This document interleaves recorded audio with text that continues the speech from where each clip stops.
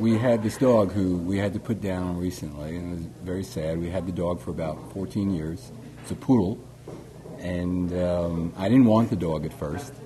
And my older boy at the time was about 8 years old or so, and he wanted it, my wife wanted it, and I was being like a stick in the mud. I don't want the dog, I don't want it. I finally said, okay, if you're going to take care of it, I'll take it.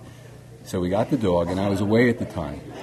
And I found out that poodles, particularly, some of them, they don't deal real well with male adults. So I finally made peace with it, and I said, okay, if we've got the dog, I'll take it for a walk.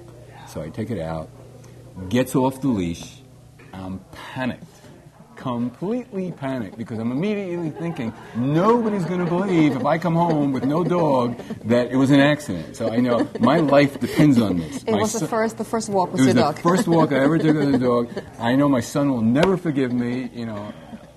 I'll be dirt for the rest of his life. So make a long story short, I go running after the dog, and I finally find the dog in a pond. He's in some lily pads. He's drowning. I jump in. I pick him up. You jump in the pond? I jump in the pond, all wet. I hold the dog up right in front of me, Bomber, and I'm going, Bomber, I just saved your life. And the dog's going, and I could feel somehow electricity. Uh-oh, he's never forgiving me. He's blaming me. But you saved his life. I know. But you see, what turned out was he never accepted me as a member of the pack.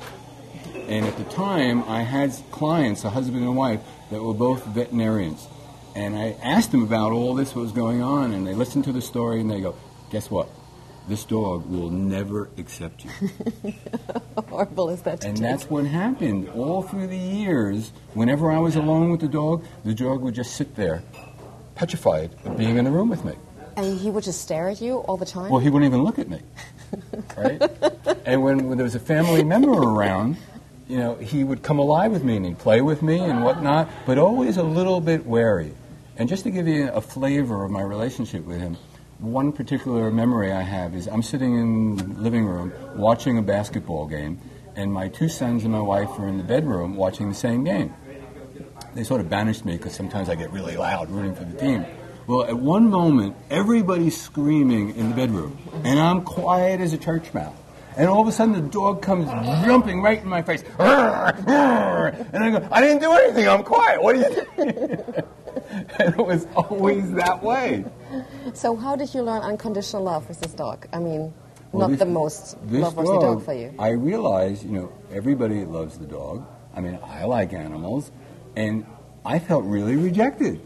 And in the beginning, I felt sad, and I took it personally. So I had to... With the dog was one of the best teachers I've ever had in my life. I took him on as my spiritual teacher about life. Okay. Because I had to learn how to deal. He's, in effect, a stimulus in the environment. I can't change him. The vet said it's out of the possibility. So I have to learn that no matter what he's giving me, I have to learn to come back with love. And over all the years, and he used to nip at me at my heels, and I don't know if you've ever had dogs nip at you when you're not even aware they're doing it. Yeah, you immediately want to turn around and go, ugh. But I got to a point where I could do that and turn around sometimes, a lot of the time, and go, Bomber, what's your story? I love you anyway. You did do that? I was able to do that. Did you feel that? Yes. You felt love for him while he was pinching your heels? Couple of seconds after.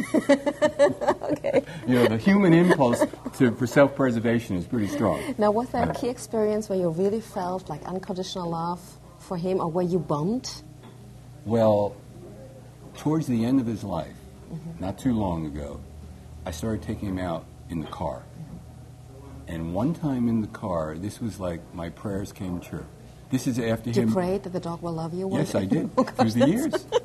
No, but I understand what you mean. I really did. But I understand what you mean. I mean, if anybody's ever had an animal, I can feel that. Yeah, and you just treat it like a piece of dirt. Yeah, I would feel so unworthy. I can understand. And I'm going, I've done nothing but be nice to this animal.